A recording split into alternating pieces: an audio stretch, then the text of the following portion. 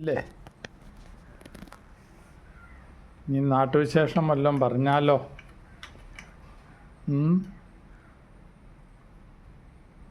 ഡാ മുട്ടു,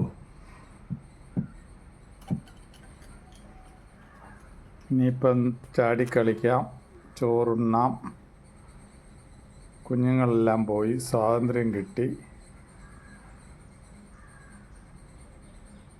നീ എന്നാ വേണേലും വീഡിയോ പിടിക്കോ, എന്നാ വേണം ചെയ്തോ. ഞാൻ ചോറും കൊണ്ട് അടുത്തോട്ട് വരാം.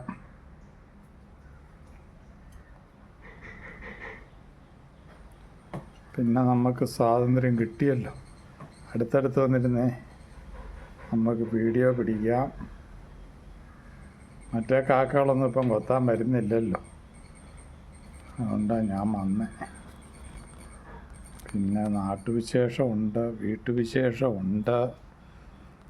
അതെ, മഴക്കാലമൊക്കെയാണ്.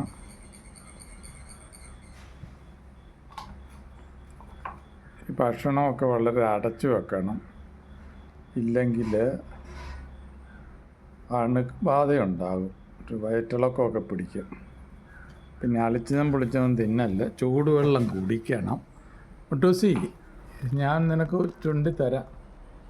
നമ്മൾ വറുത്തൊക്കെ തിന്നില്ലേ, ഇനി നമ്മളാ പഴയ പോലെ എന്തെങ്കിലുമൊക്കെ പറഞ്ഞുകൊണ്ടിരിക്കണം.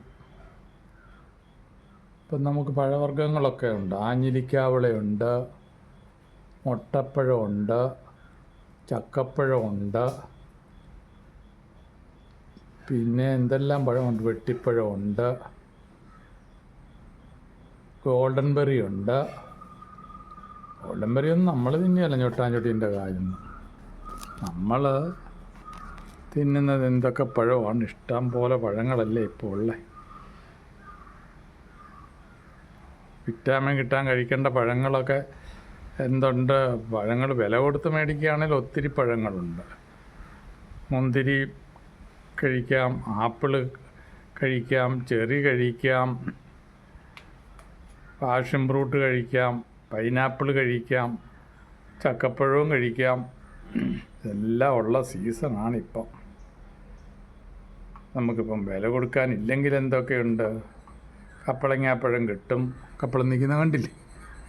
ചക്കപ്പഴം കിട്ടും, ആഞ്ഞിലിക്കാവിള കിട്ടും. ഇത് കണ്ടില്ലേ, മുട്ടപ്പഴം കിട്ടും. ചാമ്പയൊക്കെ പഴുത്തിട്ടുണ്ട്, അത് കിട്ടും. മാവിൻ്റെ പഴം തീരാറായി, എന്നാലും മാങ്ങാപ്പഴം കിട്ടും. അപ്പം പിന്നെ ഗോൾഡൻ ബെറിയുടെ പഴമുണ്ട്, വെട്ടിപ്പഴമുണ്ട്. ഇതെല്ലാം പഴം കിട്ടും. നമുക്ക് പോയേക്കാം ഇനി.